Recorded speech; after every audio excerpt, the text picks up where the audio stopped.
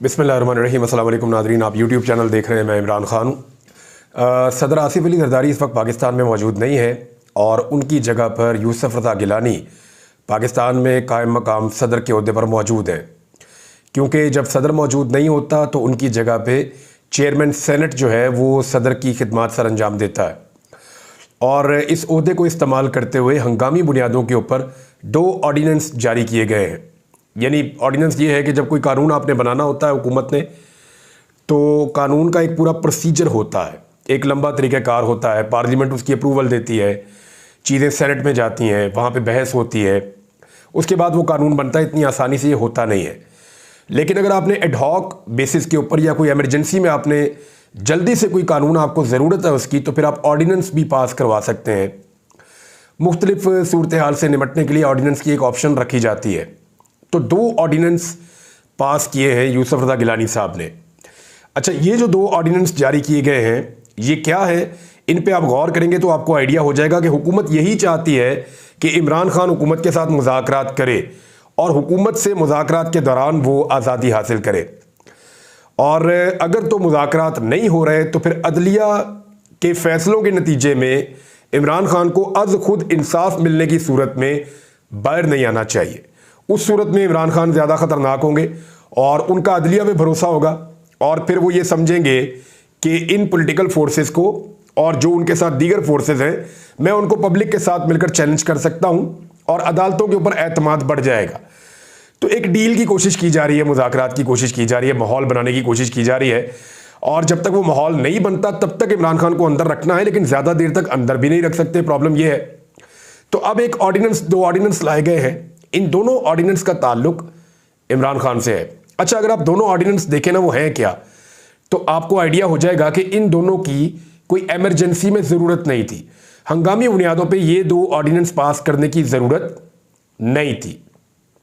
पहला ऑर्डीनेंस जो है वो ये है कि जो नैब के पास रिमांड का इख्तियार 14 दिन का था, यानी नैब के पास जो पहले रिमांड का इख्तियार हुआ करता था परवेज़ मुशर्रफ के दौर में जब नैब बना था, तो वो 90 डेज़ का रिमांड था कि 90 दिन तक मुल्ज़िम नैब की हिरासत में रखा जा सकता है, वो वहाँ पर रिमांड पर रहेगा। फिर उसके बाद जब पीडीएम की हुकूमत आई तो उन्होंने इस कानून को तब्दील किया, क्योंकि ये कानून उनके लिए परेशानी का बायस बना था। तो उन्होंने तब्दील करके इसको 14 दिन का कर दिया और बड़ी इन्होंने नारेबाजी की, बड़े दावे किए, बहुत सारी इन्होंने वजूहात पेश की कि जी हमने इसलिए इसको 14 दिन का किया क्योंकि वो ज़्यादती थी बहुत बड़ी इन्होंने मिसालें दी, दलाइल दिए, ज़मीन आसमान के कलाबे मिला दिए कि जी 14 दिन से ज़ायद रिमांड होना नहीं चाहिए। इमरान खान साहब इस मसले के ख़िलाफ़ या नैब में होने वाली तरामीम के ख़िलाफ़ सुप्रीम कोर्ट ऑफ पाकिस्तान में गए हुए हैं और यही केस जो है इमरान खान साहब का सुप्रीम कोर्ट ऑफ पाकिस्तान में, क्योंकि फ़ैसला इमरान खान साहब के हक़ में आया था तो हुकूमत अपील में चली गई थी। वो अपील अब सुप्रीम कोर्ट ऑफ पाकिस्तान में लगी हुई है और 30 तारीख को इमरान खान साहब इसी केस में दोबारा अदालत में पेश होने जा रहे हैं। अब मामला यह है कि एक चीज़ यानी नैब के ऊपर जो तरामीम है वो मामला already supreme court of Pakistan में चल रहा है। उसी मामले के ऊपर दोबारा से कैसे तरमीम की जा सकती है या तरमीमी ऑर्डीनेंस कैसे जारी किया जा सकता है, ये ऑर्डीनेंस अदालत में चैलेंज हो जाएगा। आरिफ अलवी के दौर में जब ऑर्डीनेंस आता था तो अपोजिशन बहुत शोर मचाती थी कि जी ये क्या ऑर्डीनेंस फैक्ट्री लगाई हुई है। तो अब 2 ऑर्डीनेंस एक साथ हंगामी बुनियादों पर आए कि आसिफ अली जरदारी के वापस आने का इंतज़ार भी नहीं किया गया कि ठीक है जरदारी साहब आ जाएं, वो ऑर्डीनेंस पास कर देंगे। नहीं, वो भी इंतज़ार नहीं किया गया। तो ये कोई इतना हंगामी नौयत पे ज़रूरत क्या थी कि फौरी तौर पे 14 दिन का रिमांड जो है उसको बढ़ा के 40 दिन का कर दिया गया। क्यों किया गया? क्योंकि अभी इमरान खान साहब को नैब के एक और केस में गिरफ्तार करने की कोशिश की जाएगी। अभी इमरान खान साहब को छोड़ना जो है वो हुकूमत के लिए सूटेबल नहीं है। ज़्यादा देर तक अंदर रख भी नहीं सकते, मुज़ाकरात करना भी चाहते हैं, उसके लिए मिन्नतें भी कर रहे हैं और इस तरह अदलिया के फैसलों के नतीजे में वो चाहते भी नहीं कि वो छूट के बाहर आ जाए। तो एक अजीबोगरीब सूरत हाल में हुकूमत फंस गई है। एक तरफ वो चाहते हैं इमरान खान साहब के साथ किसी तरह बैठ जाए, उनकी हुकूमत पे मोहर लग जाए। दूसरी तरफ वो चाहते हैं कि यार कुछ ना कुछ करके इमरान खान बाहर आ जाए और हमारे मुज़ाकरात के नतीजे में बाहर आए, लेकिन जब तक हमारे साथ नहीं बैठते, हमें तस्लीम नहीं करते, तब तक बाहर भी ना आए। तो ये एक अजीब सूरत हाल है और वो ये सारा कुछ जल्दी जल्दी करना चाहते हैं क्योंकि ये बोझ जो है हुकूमत का वो उनकी कमर को दोहरा किए दे रहा है। वजह यह है कि जो IMF की शराइत है वो बड़ी खौफनाक है। इकॉनमी इनसे संभल नहीं रही, लोगों को हुकूमत के ऊपर एतबार नहीं हो रहा, लोग मौजूदा निज़ाम जो चल रहा है इस पर ट्रस्ट करने को तैयार नहीं है, पैसा निकालने के लिए लोग तैयार नहीं है, इन्वेस्टमेंट पाकिस्तान में हो नहीं रही। कोई आदमी, यानी मैं पाकिस्तान में घूमता हूँ, लोगों से मिलता हूँ, आजकल घूम ही रहा हूँ, कभी यहाँ कभी वहाँ, जहाँ लोगों से मिलता हूँ वो कहते हैं जी कोई नया आदमी कारोबार करने के लिए तैयार ही नहीं है। जो ज़मीनों की खरीदो फरोख्त है वो भी तकरीबन बंद हो गई है। जो लोग प्रोजेक्ट चला रहे थे उन्होंने जहाँ थे वहीं रोक दिए हैं। बहुत सारे लोग पाकिस्तान से पैसा निकाल कर बाहर जा रहे हैं, बहुत से लोग अपना कारोबार शिफ्ट कर रहे हैं। ये चीज़ें बदएतमादी की निशानदेही करती हैं। बहरहाल एक ऑर्डिनेंस ये किया है इन्होंने कि इमरान खान को मजीद अंदर रखना है तो इसको 14 दिन से 40 दिन किया जाए ताकि टाइम गेन किया जाए, यानी पर्सन स्पेसिफिक एक तरमीम की गई है उस कानून के अंदर जो already supreme court of Pakistan में जेर समाअत है। ये मामला चैलेंज होगा मेरे ख्याल में। अच्छा, दूसरा एक और काम किया, बारीक वारदात। ये जो फॉर्म 45 और फॉर्म 47 वाला मामला है ना, इसका कोई तोड़ निकल नहीं रहा था हुकूमत के पास से। वजह यह है कि हाई कोर्ट के जो जज साहिबान हैं वो बनते हैं ट्रिब्यूनल, और जजेस का मूड नहीं है टेलीफोन सुनने का, जजेस का मूड नहीं है जस्टिस कयूम की तरह टेलीफोन सुन के फैसले देने का। जजेस जो हैं वो अब इंसाफ के साथ फैसला देना चाहते हैं, जजेस की अक्सरियत। तो जब अक्सरियत इंसाफ के साथ फैसला देगी तो फॉर्म 45 वाले MNAs और MPAs आ जाएंगे, 47 वाले फारिग हो जाएंगे। तो इस सूरत हाल से निपटने के लिए एक और दाव खेला गया। वो ये किया कि ऑर्डिनेंस के जरिए से एक ऐसा कानून पास किया गया जिसके मुताबिक रिटायर्ड जजेस भी अब धांधली केसेस की समाअत कर सकेंगे। यानी जो जज पहले रिटायर हो गए, अब नौकरी का हिस्सा नहीं है, वो जजेस को भी इलेक्शन ट्रिब्यूनल बनाया जा सकेगा। इलेक्शन कमीशन उनको अपॉइंट कर देगा, वो बैठ के फैसला करेंगे 45 वाला जीता है या 47 वाला जीता है। तो ये तो फिर हुकूमत की और इलेक्शन कमीशन की सवाबदीद होगी ना। वो जिस जज को चाहेंगे उसको चुन के लाके बिठा देंगे। अब साकिब निसार साहब को तो चुनेंगे नहीं, खोसा साहब को भी नहीं चुनेंगे, वो चुन के लाएंगे, वो वाले अमीर भट्टी साहब को भी नहीं चुनेंगे, या जो पेशावर हाई कोर्ट के जो चीफ जस्टिस अभी रिटायर हुए उनको भी नहीं चुनेंगे। वो चुनकर लाएंगे ऐसे जजेस को जो जजेस फॉर्म 47 वालों की जीत को बरकरार रख सके। तो ये दो ऑर्डिनेंस बड़ा इमरजेंसी के अंदर जारी किए गए हैं और यूसुफ रज़ा गिलानी साहब ने यह कारनामा सरअंजाम दिया है।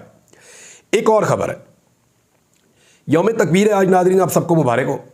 आज के दिन में 26 साल पहले पाकिस्तान ने एटमी धमाके किए थे और उसमें बहुत बड़ा रोल था पाकिस्तान की मिलिट्री का, पाकिस्तान की इस्टेब्लिशमेंट का, पाकिस्तान के वो जो साइंटिस्ट हैं उनका बहुत बड़ा रोल था, जिनमें ख़ास तौर पे हमारे बहुत बड़े साइंसदान बोसने पाकिस्तान डॉक्टर अब्दुल कदीर खान साहब और दीगर उनकी जो साथी थे उन सबका बड़ा किरदार था। उन्होंने पाकिस्तान को एटॉमिक पावर बनाया। इंडिया के मुकाबले में पाकिस्तान के लिए ज़रूरी हो गया था और कौम में बड़ी बेचैनी थी। नवाज शरीफ साहब हमेशा इसका क्रेडिट लेते हैं, हालांकि गौहर अयूब साहब जो नवाज शरीफ साहब का अपना हिस्सा थे इनकी अपनी हुकूमत का, वो भी बता चुके हैं, शेख रशीद बहुत बातें बता चुके हैं, डॉक्टर अब्दुल कदीर खान साहब बहुत बातें बता चुके हैं कि नवाज शरीफ साहब तो हिचकिचा रहे थे, वो तो करना ही नहीं चाहते थे एटमी धमाके, वो तो गुरेज कर रहे थे। तो फिर बटन भी उन्होंने नहीं दबाया था। उनको जब कहा गया कि आप दबाएं तो उन्होंने कहा जी मैं नहीं दबाता। तो नवाज शरीफ साहब ने अपना रिकॉर्ड साफ रखने के लिए इससे अपने आप को मैक्सिमम बाहर रखने की कोशिश की थी, लेकिन जब एटमी धमाके हो गए तो मियाँ साहब अब इसका क्रेडिट हमेशा लेते हैं। अब 26 साल बाद हमें पता चला कि इस दिन छुट्टी होनी चाहिए। यानी पहले हम इस दिन काम करते रहे लगातार 28 मई को हम काम करते रहे लगातार, अदालतें भी चलती रही, मुल्क भी चलता रहा, इदारे भी चलते रहे, स्कूल भी, सारा कुछ चलता रहा। लेकिन अब हमें पता चला कि इस दिन तो छुट्टी होनी चाहिए और शहबाज शरीफ साहब ने आम तातील का ऐलान कर दिया और उससे एक दिन पहले ये ऑर्डिनेंस भी जारी कर दिया।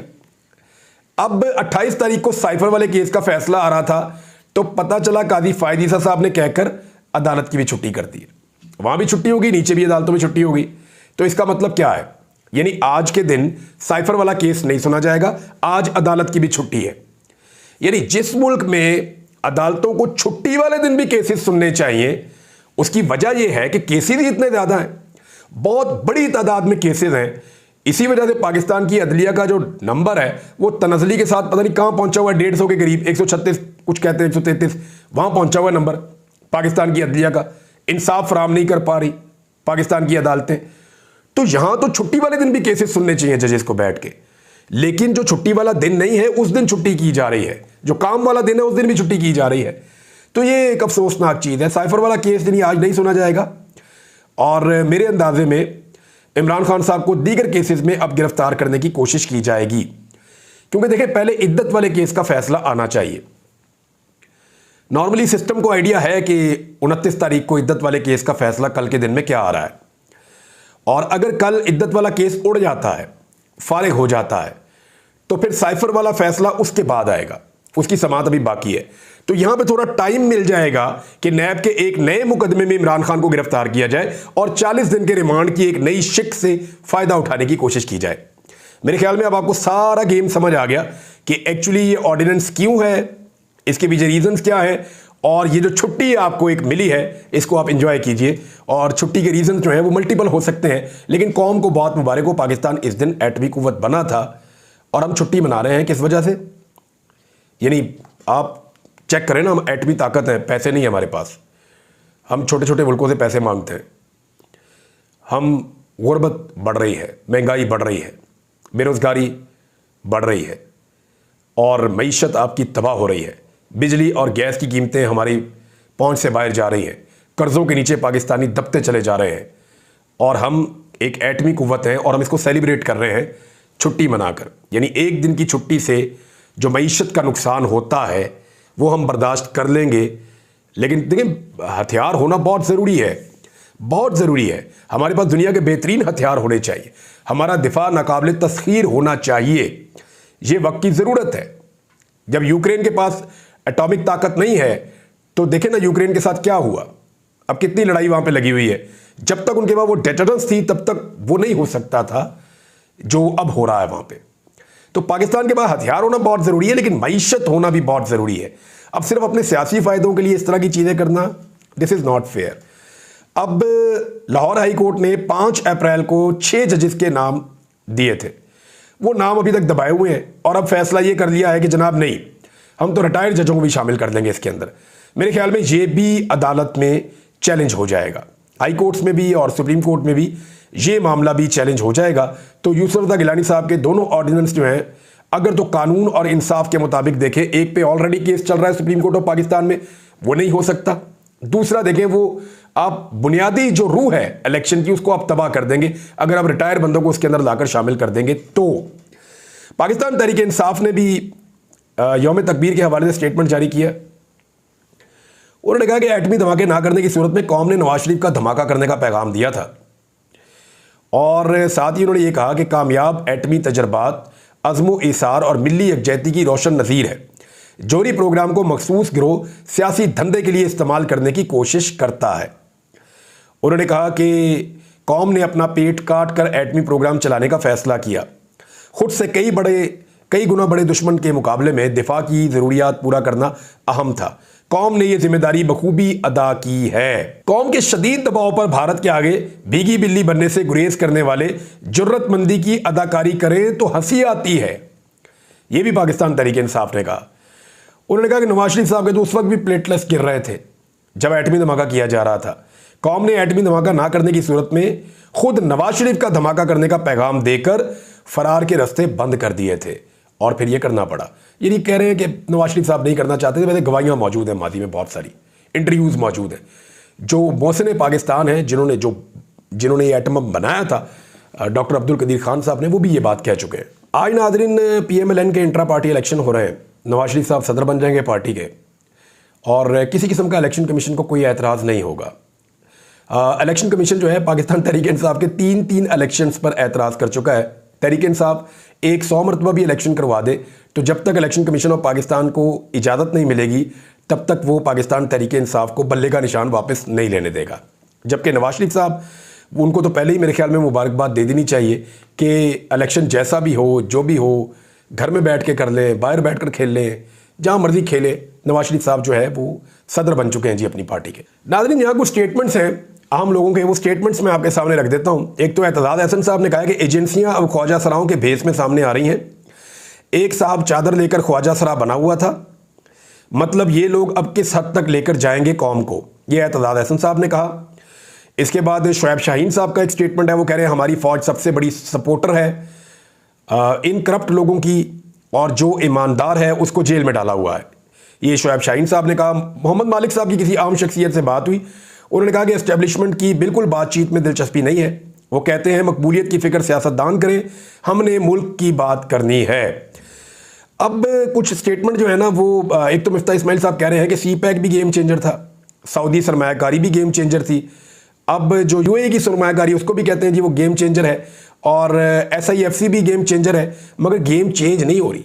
हर चीज़ गेम चेंजर ज़रूर होती है लेकिन गेम इनसे चेंज नहीं हो रही। मिफ्ता इस्माइल साहब ने मायूसी का इजहार किया है। शब्बर जैदी ने एक बहुत अहम नुक्ते के ऊपर निशानदेही की है। उन्होंने कहा कि गुज़िश्ता साल 9,400 अरब रुपए इकट्ठे हुए थे, महसूलात थी, और अब खबरें आ रही हैं कि IMF के साथ ये कहा जा रहा है कि 13,000 या 12,500 तय करने जा रहे हैं। वैसे ये 12.90 यानी लगभग 13,000 ही तय किया है। अगर 13,000 अरब पर तय कर रहे हैं तो ये नुस्खा तबाही का नुस्खा है, और ये मैं आपको बताऊंगा कि इससे कितनी महंगाई और कितना बोझ पड़ेगा आवाम पर, ये आने वाले दिनों में आप देखेंगे। यहाँ पे नजम सेठी साहब का एक पुराना स्टेटमेंट बड़ा वायरल हो रहा है, और वो होना भी चाहिए। नजम सेठी साहब ने कहा था कि इमरान खान को डर है कि इसहाक डार कहीं इकॉनमी ठीक ना कर दे। इसहाक डार साहब को अब तो वजारत ख़जाना दी नहीं, इतना डर गए सब इसहाक डार से। जो उन्होंने इकॉनमी का बेड़ा गर्क पहले नवाज शरीफ के दौर में किया, फिर शहबाज शरीफ के दौर में दोबारा आकर ज़बरदस्ती वज़ीर ख़जाना बने, और वज़ीर ख़जाना बनने के बाद जो उन्होंने तबाही फेरी इकॉनमी की, अब उसके बाद तो ये वाला स्टेटमेंट सुनने के बाद हंसी आती है और कुछ नहीं आता। नाज़रीन, IMF और वर्ल्ड बैंक की नई रिपोर्टों के मुताबिक पाकिस्तान के अंदर जितनी भी तरक्की हो या जितनी भी महंगाई कम हो, वो इमरान खान साहब के दौर के आद में भी नहीं पहुंच सकते। यानी अभी जो आदाद व शुमार है 2022 में जहां इमरान खान ने मुल्क छोड़ा था, अगर यहाँ छोड़ा था 100 पे, तो ये बहुत जोर लगा के अगले 2 साल में 50 पे बहुत मुश्किल से पहुंचेंगे। मैंने आपको आसान ज़ुबान में बताया, मेरे पास पूरे आदाद व शुमार मौजूद हैं। और जो लोग ये कहते थे ना कि 300 यूनिट तक बिजली फ्री देंगे, वो इस वक्त यूनिट 60 से 65 रुपए का बेच रहे हैं। बुनियादी बिजली की कीमत है, ये पूरे खित्ते में सबसे महंगी है। आपको बताऊंगा इसके बारे में। अब तक के लिए इतने, अपना ख्याल रखिएगा, अपने चैनल का भी। अल्लाह हाफ़िज़।